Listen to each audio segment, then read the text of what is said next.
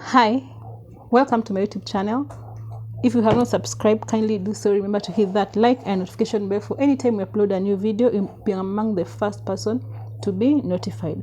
In today's topic, we're going to discuss the most commonly used anesthetic and a bit of anesthesia. When you hear the name anesthesia, what does it really mean? It is a state where you lose consciousness but under influence of a drug. Anesthesia has to at least some roles, which include loss of consciousness, loss of reflex, amnesia, muscle relaxation, and analgesia. When you talk about loss of consciousness, loss of reflex, and amnesia, they are usually they can be done under inhalation or IV anesthetic. Muscle relaxation and analgesia, you usually give an IV anesthetics. When you achieve loss of consciousness, loss of reflex, anesthesia, amnesia, muscle relaxation, and analgesia, this we call a balanced anesthesia. Now, you have a patient on the operating table. What are you supposed to do? First, you have to attach your monitor, which include the blood pressure, the pulse oximeter. After you have intubated the patient, you will attach something we call the capnometer for capnography. Then you attach the temperature probe and secure an IV. After you have secured your IV, now you'll give you can first start by giving your pre-meds, which include like things like atropine to dry secretion. You can give things like lignocaine 2%, and you can give things like in short dosage of lignocaine, it can be used to numb a vein, so that when you give an IV anesthetic agent like propofol, you won't have side effects, one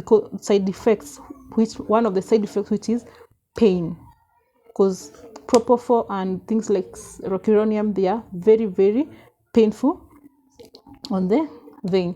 Then after pre-meds, you will start now by induction. What do we mean by induction? Induction is whereby you make a conscious patient to be unconscious. Here you can either give an IV anesthetic agent or an inhalation anesthetic agent. When we say IV anesthetic agent and inhalation, you have things like sevoflurane. These are gases. You have sevoflurane, you have desflurane, you have isoflurane. You can give things like halothane and etc.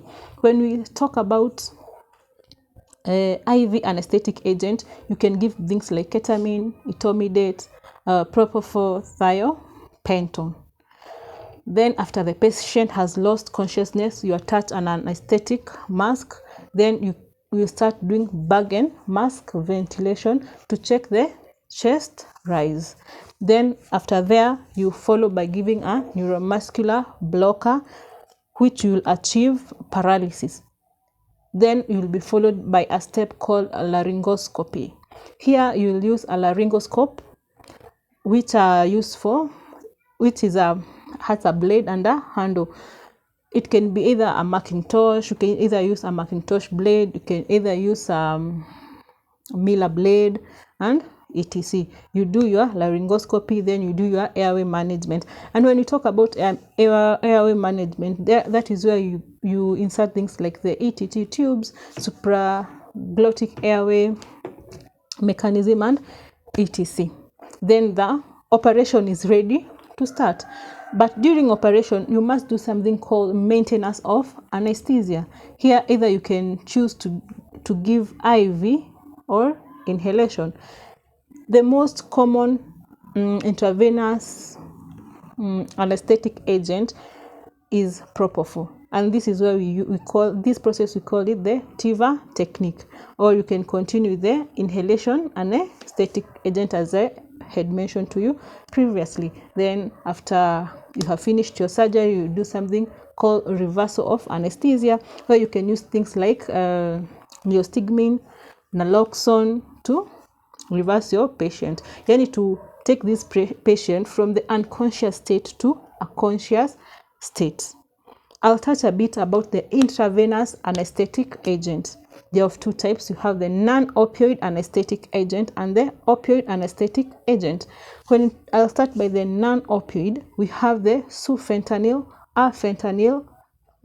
fentanyl itself, you have morphine and the remifentanil. They have two major roles, which is the anesthetic role and the analgesic role.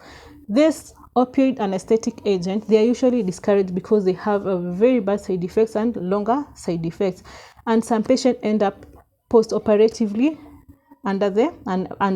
still under intubation. Now they are usually encouraged to use them and only if the patient is cardiovascular compromised.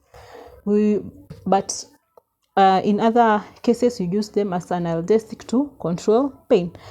Then we have the non-opioids. They are divided. There are several. You have the barbiturates, which you have methylhexitone, you have the penton. Then we have the ketamine, you have propofol, then you have etomidate.